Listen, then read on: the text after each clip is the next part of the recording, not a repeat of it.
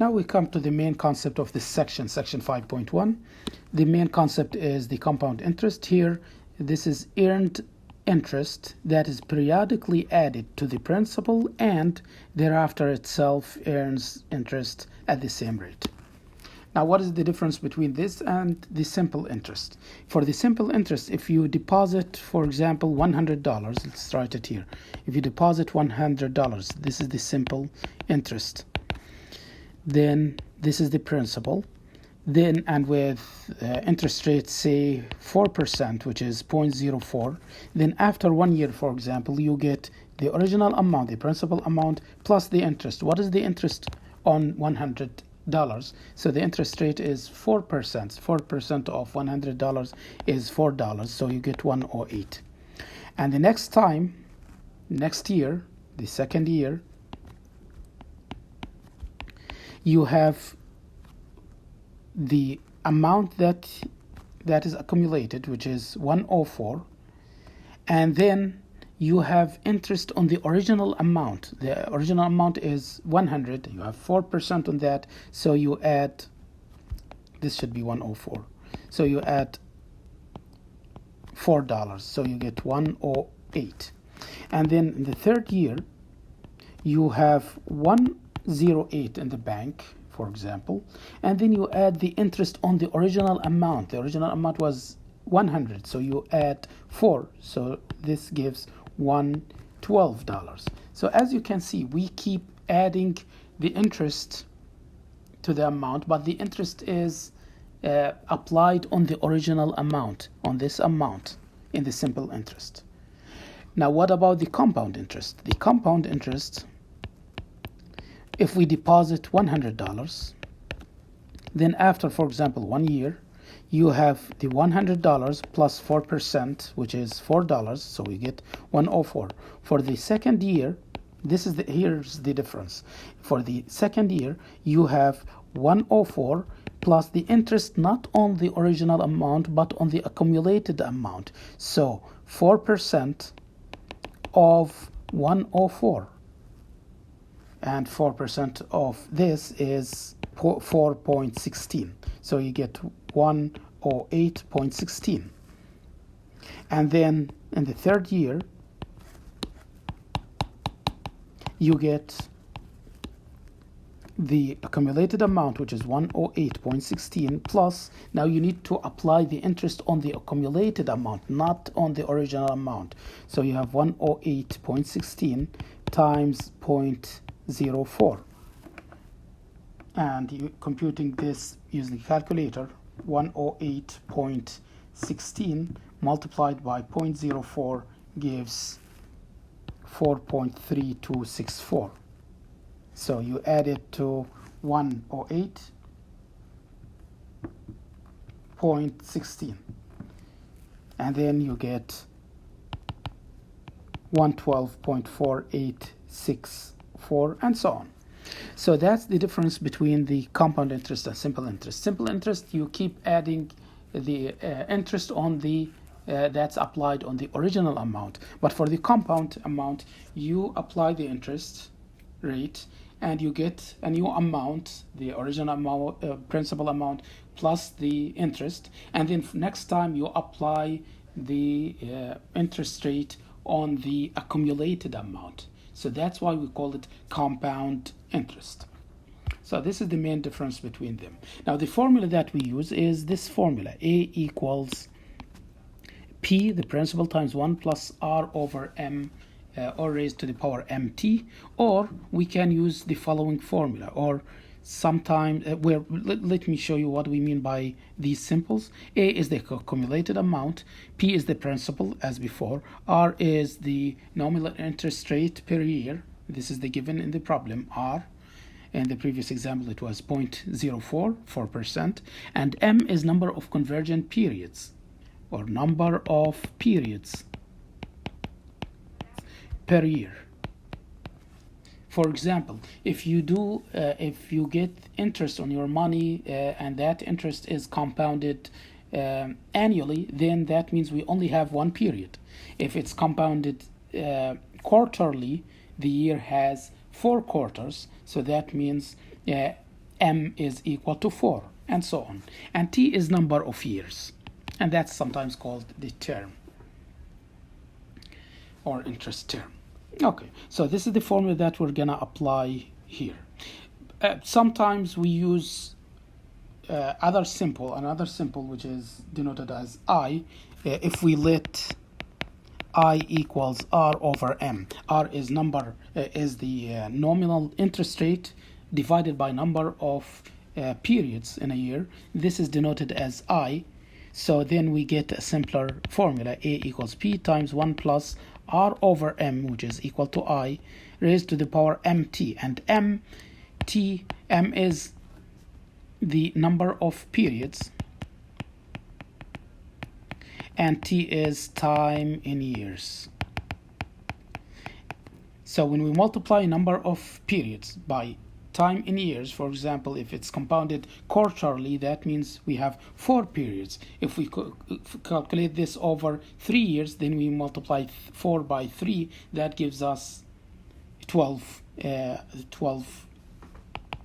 as number of times you calculate the interest, the compound interest. So this is denoted as N. Let's denote MT by N. So we have the power here. Instead of using MT, we can use N.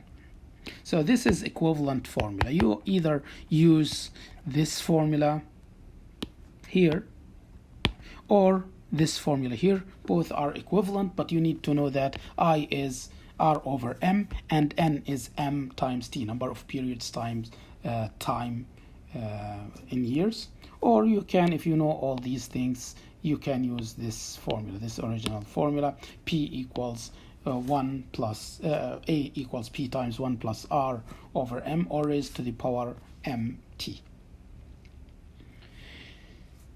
Now, how we get this formula, how we derive this formula, we can derive it here. Let me show you how we get this formula here, because this is equivalent to the formula that I give you here with MT. Okay, so this comes from, for example, if we consider P, the principal amount is 1,000, and R, rate of change, or the interest rate is 0.04, and time equals 1. Then the first time you have accumulated amount of A equals P times 1 plus RT. This comes from the accumulated amount of the simple interest. And then you get 1,000 times 1 plus R. R is 0.04 times T. T is 1. So you get 1,040. And this amount is 1,000 times 1 plus 0.04. And then the next year, you get A1, this amount that's accumulated here, times 1 plus RT, because this is accumulated. We don't use P. P is the principal. But now for the second year, the money that accumulated last year becomes our principal. So we put it here instead of the principal. And then you get, for example, 1,040, this number A1, times 1 plus 0.04 times T, which is equal to 1, and that gives us 1081.60. So this can be simplified as 1040, which comes from 1,000. This is 1,000, so let me write it here. 1,000 times 1 plus 0.04 comes from this. I mean, 1040 is equivalent to this amount, and times this part. This part is 1 plus 0.04. As you can see, you get 1,000 times 1 plus 0.04 raised to the power 2, and so on. And then when you continue in this fashion, you get 1,000 times 1 plus 0.04 raised to power n. So if you have 2 here, then you get 2 here, and so on.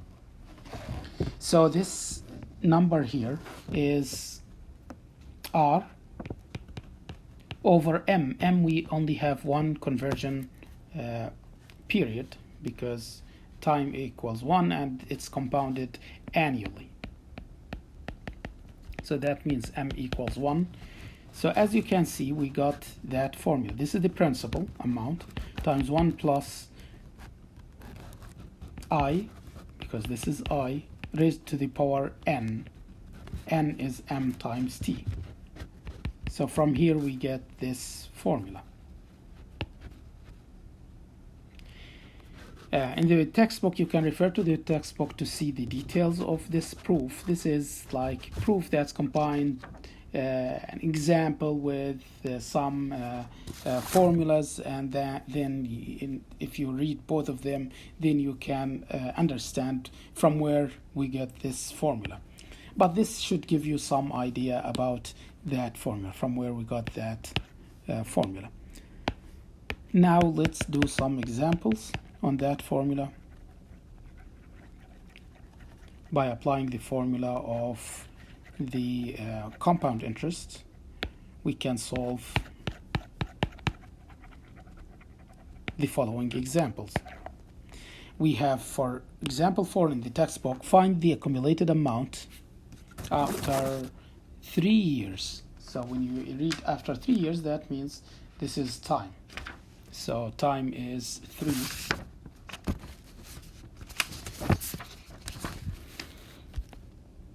And if 1,000 is invested, that's the principal amount, at rate 4%, that is R equals 0.04. And then it's compounded sometimes annually, semi-annually, quarterly, monthly, and daily. And you consider that a day is 365. So 365 days in a year. So let's do the first part. The first part is compounded annually. So when it's compounded annually, that means m is equal to 1. Only one conversion period or number of periods is equal to 1, because we only compute the compound interest once. So m equals 1. So we apply the formula. The formula is A equals P times 1 plus I raised to the power n, or you can use P times 1 plus R over m raised to the power mt. We know that P is 1,000, R is 0.04, m is equal to 1 in this case. So we apply the formula. The accumulated amount is equal to the principal times 1 plus R over t is 1, R over m, sorry, it's equal to 1, or raised to the power m times t. M is 1 times t is 3 years. And when we compute this, we get something like 1124.86. Now, if it's compounded semi-annually,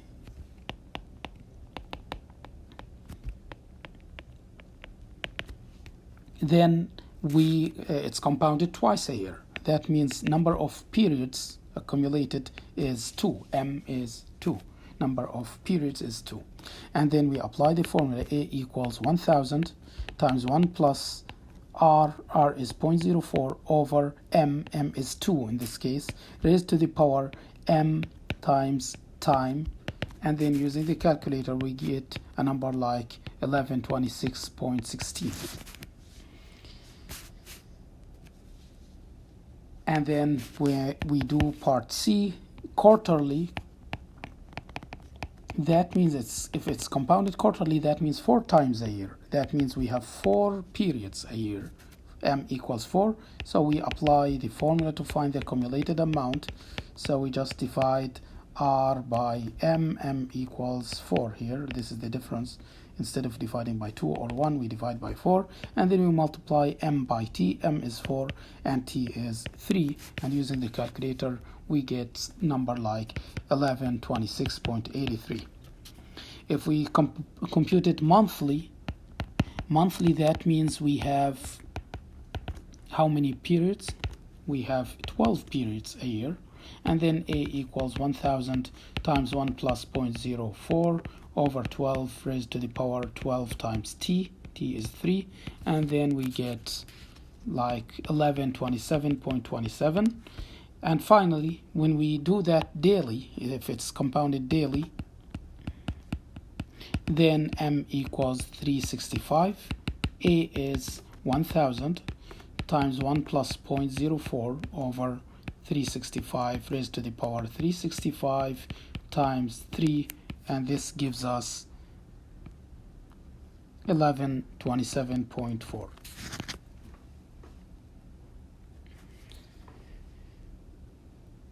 And after that, we get numbers that are closer and closer to this. If we add more conversion periods, we get numbers that are very close to, we get better amount of money if we add more conversion periods.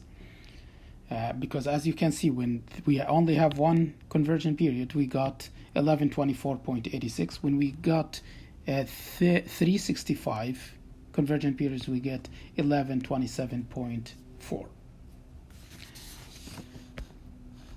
Now this brings us to, or leads us to another type of compound interest, which is called continuous compound interest. As you can see here, we added more convergent periods until we got almost got the amount accumulated almost the same. As you can see, when we have m equals 12, we got 1127.27.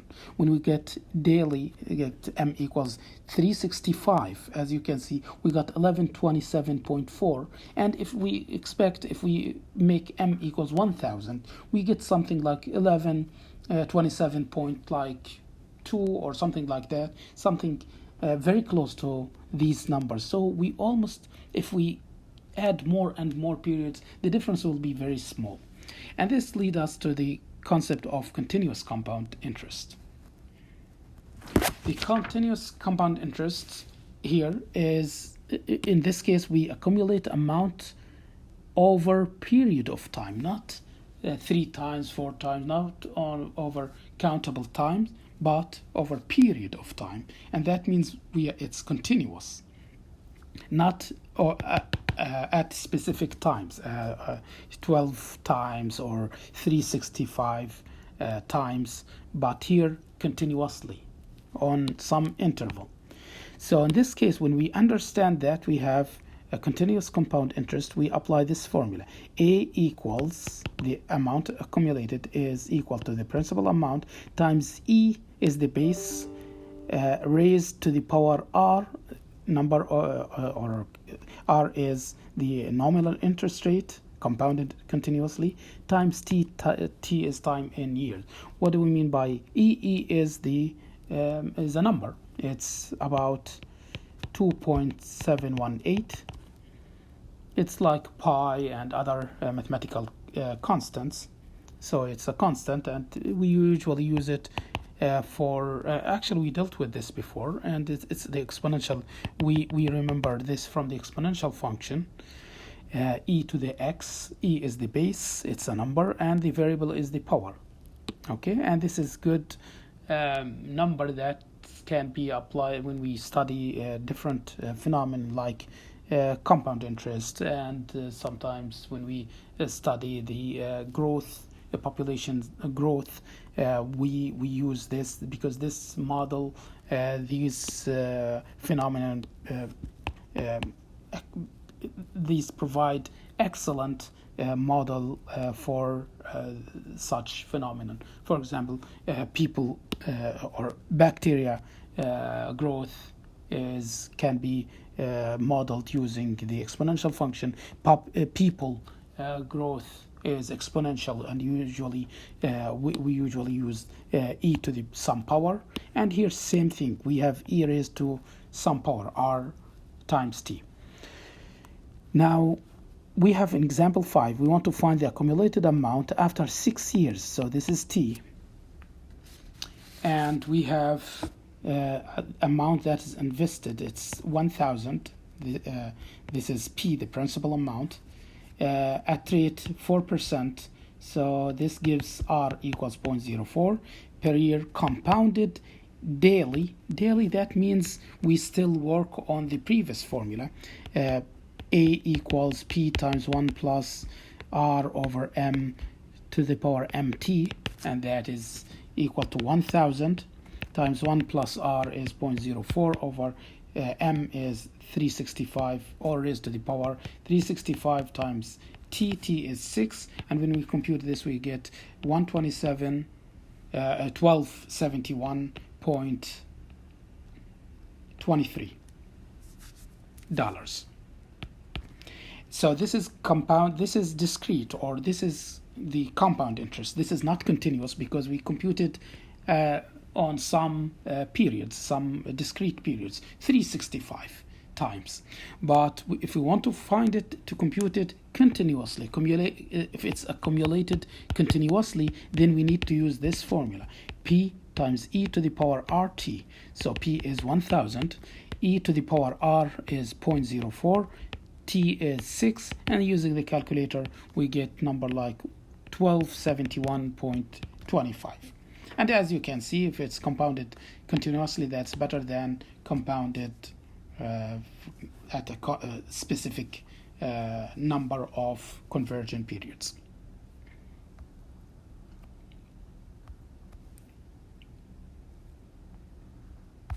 Okay, now the last part here in this section is the following.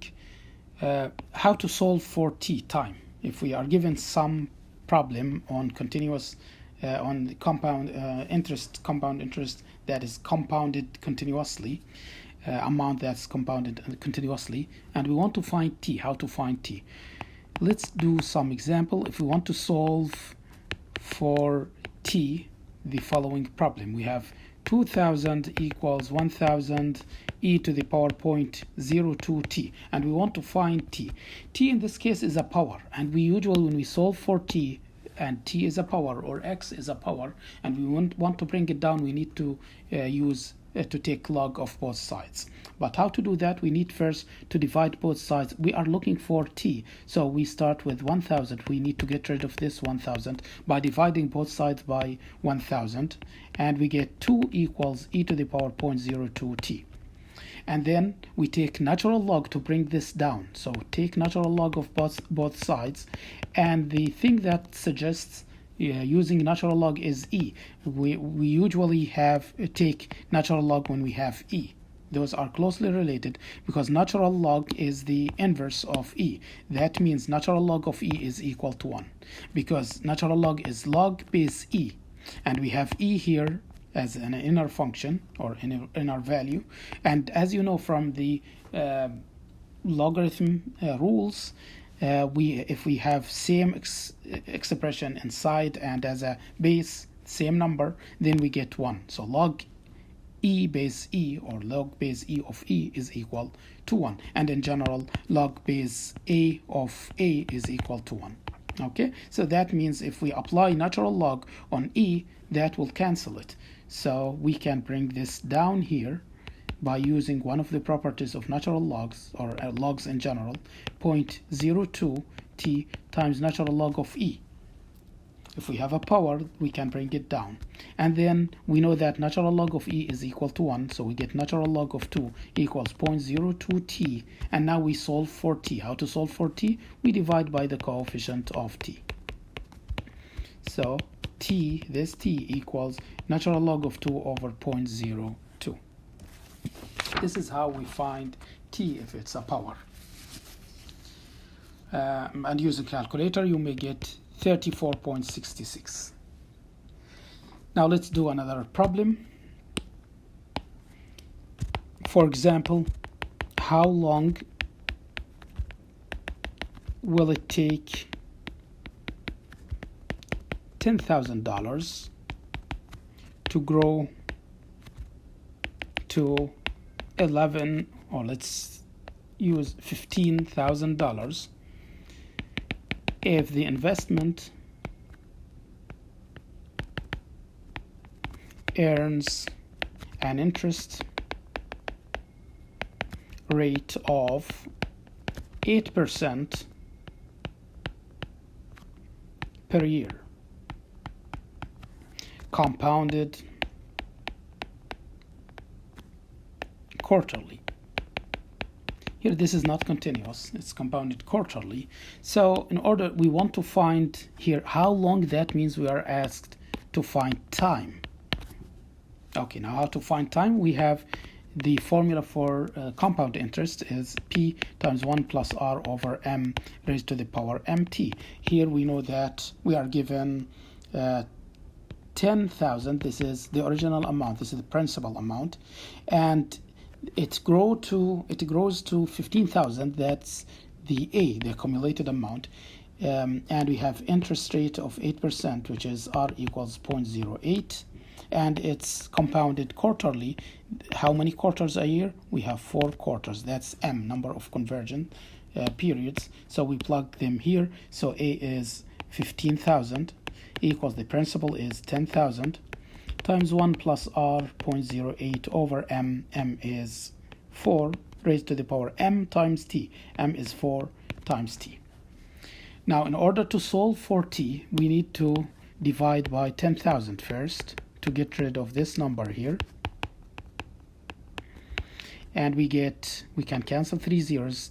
15 over 10 is 1.5 equals, now we compute this number here, we get 1.02 raised to the power 4t, because this is 1 plus, what is 0.08 over 4? It's 0.02, and then this gives 1.02. That's the number here. And then we need to bring this down. How to bring the power t down, or 4t? We need to apply the log. So we take natural log of both sides, and then this enables us to bring the power down here. So natural log 1.5 equals 4t times natural log of 1.02. And now we are solving for t. How to solve for t? We need to divide by everything multiplied by t. So we divide by 4 times natural log 1.02, both sides. So we cancel these. We get t, this t equals natural log of 1.5 over 4 natural log 1.02, and using the calculator we get 5.12. And you need to remember this nice property of logarithms. If you have logarithm x raised to the power n and the base, say it's b, you can bring this down here, and to get n natural log or logarithm base b of x. So this is a nice property that brings the power down, because here the power is a variable, and we can't solve while the power is a variable. It's not easy to do so. So in order to bring it down and to do more algebra, easy algebra, we need to apply the logarithms. And this types, if you want to solve more problems on this type of exercises, you need to look over solving logarithmic equations from college algebra.